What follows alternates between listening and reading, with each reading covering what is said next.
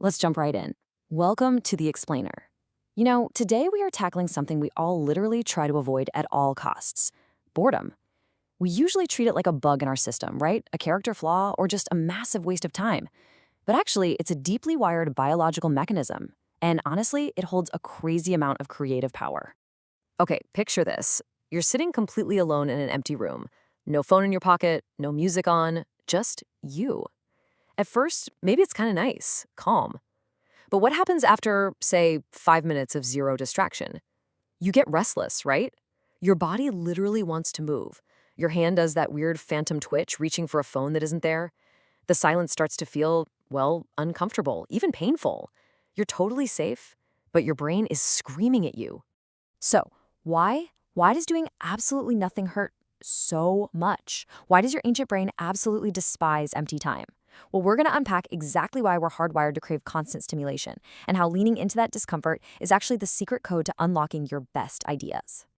Let's look at the survival signal aspect of this. First off, we've got to bust the myth that boredom equals laziness. It doesn't. Boredom is just a biological signal. Think of it exactly like the check engine light on your car's dashboard. That little light isn't your enemy, right? It's a helpful alert saying, hey, look under the hood. Boredom is the exact same thing. It's an ancient brain alert telling our ancestors, hey, this current situation, it has zero meaning, zero reward. Go check out the environment. When your brain finds nothing worth paying attention to, it triggers this itchy discomfort to literally force you to change things up. There's this great quote, boredom was motivation in disguise. And that hits the nail on the head. For early humans, just sitting around doing zilch for too long was a death sentence. You'd miss food, you wouldn't see a predator sneaking up, or you'd neglect your tribe.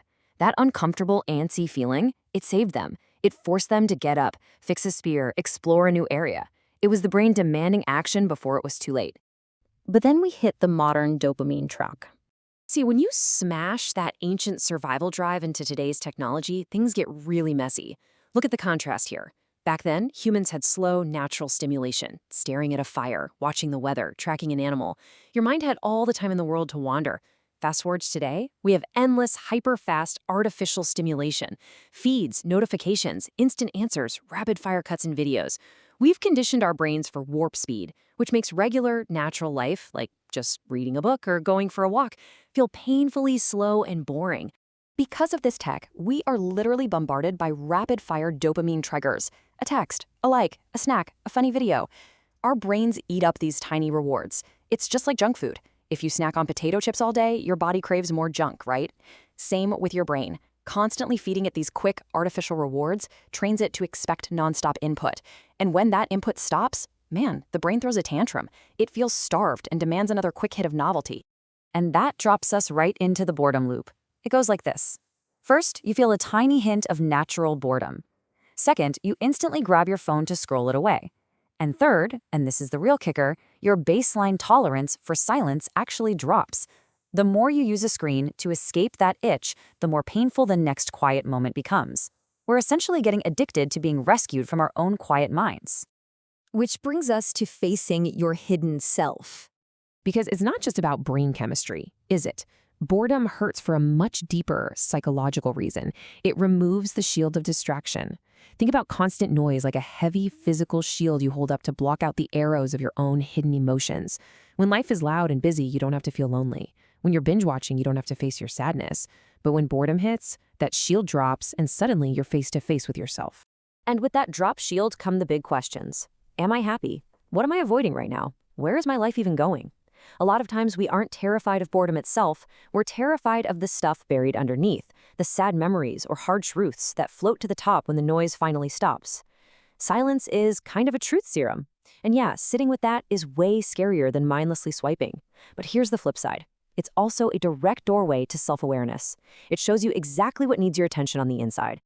And once you get past that fear, you find the spark of creativity. There is a huge payoff if you can just endure that initial discomfort.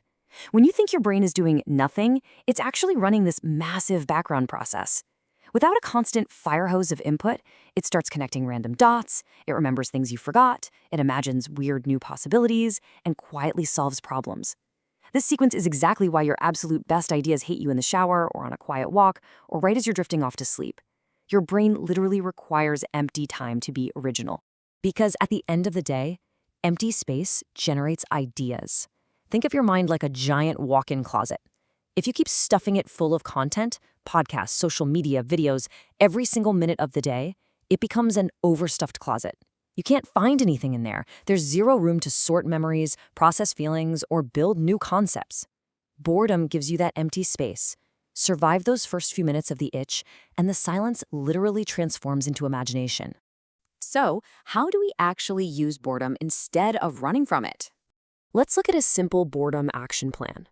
Step 1, just pause. When the boredom hits, do not grab the phone. Just let the feeling exist for a second. Step 2, ask yourself what it's telling you. Is your brain asking for a break? Does it want to move? Do you need a new challenge? Step 3, take a small, natural action. Treat the boredom like a compass, pointing you in a better direction, rather than just an excuse to eat more digital junk food. Compare the options. Instead of our default artificial escapes, the endless scrolling, the loud music, the random feeds, try feeding your brain natural actions. Just sit quietly for 5 minutes. Seriously, try it. Go for a walk, but leave the headphones at home. Write your thoughts down on actual paper, or just tidy up your physical space. Give your brain natural stimulation.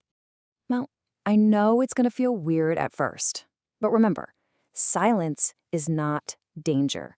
That initial pain of ignoring your phone, totally normal. It's like muscle soreness the first time you lift weights.